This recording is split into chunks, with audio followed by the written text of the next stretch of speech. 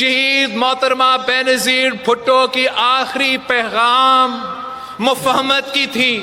سیاسی جماعتوں اور سیاسی قیادت کو سیاسی انتہا پسندی کو چھوڑنا پڑے گا، سیاست کو واپس سیاست کے دائرے میں لے کر آنا پڑے گا۔ اس سیاست سے پاکستان کو نقصان ہوتا ہے، عوام کو نقصان ہوتا ہے، اپنی سیاسی جماعت کے کارکنوں کو۔ کونے کونے سے نہ کھپے کے نعرے اٹھ رہے تھے۔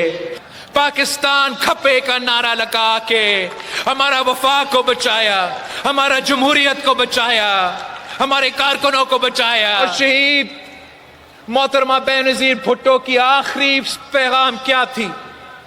شہید محترمہ بینظیر بھٹو کی آخری پیغام مفاہمت کی تھی۔ شہید محترمہ بینظیر بھٹو نے اپنی آخری کتاب بھی مفاہمت پہ لکھی، اور میں سمجھتا ہوں سیاسی بحران سے نکالنے کے لیے آج نہیں تو کل، کل نہیں تو پرسوں ہمیں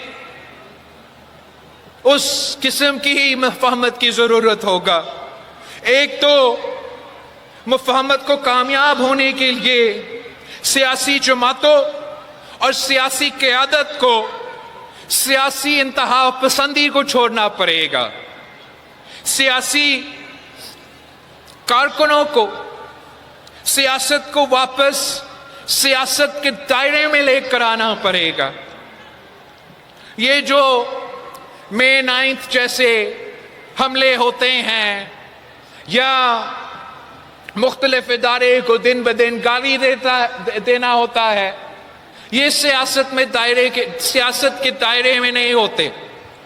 اور میں آپ سے پوچھتا ہوں، پاکستان پیپلز پارٹی کے جیالوں سے پوچھتا ہوں کہ آپ کے ساتھ کیا ہوتا کہ اگر جب مجھے نیب نوٹس دیا جائے یا صدر زرداری کو گرفتار کیا جائے اور میں آپ کو کہتا کہ کور کمانڈر ہاؤس پہ آپ حملہ کرے، آپ جو ہمارا ڈیفنس بیسز ہے ان پہ حملہ کرے، تو کیا آپ کے ساتھ رویہ سخت ہوتا ہے یا نہیں؟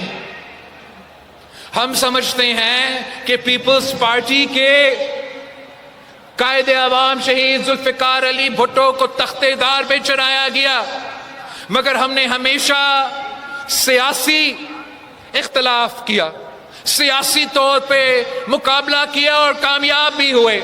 اور یہی تو وجہ تھی کہ شہید محترمہ بینظیر بھٹو اس کے بعد اس ملک کے وزیر اعظم بنی۔